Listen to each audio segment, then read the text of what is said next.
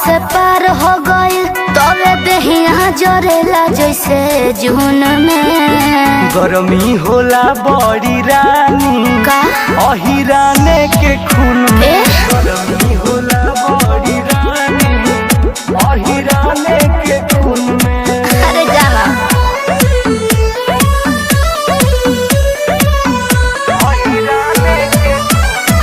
Music by जय गुरुदेवा।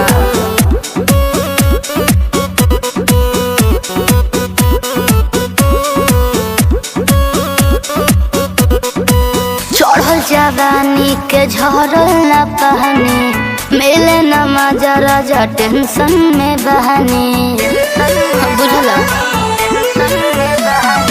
एने ओने घूमतारू हमारा भी आजा मन भर ले रानी जादो जी से माजा।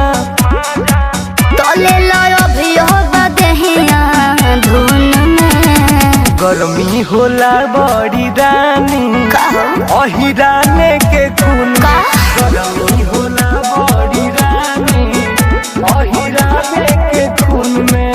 आयो दादा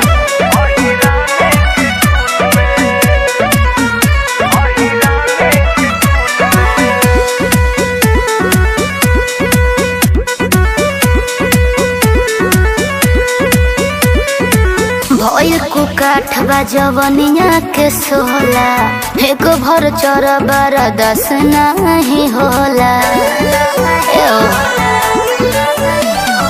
धीरे धीरे मजा मिली छिली के ला खालो नीत सुपेंदर जोड़ी तू बना लो।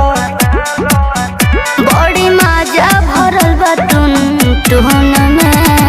गरमी होला बड़ी रानी अहिराने के खून में। गरमी होला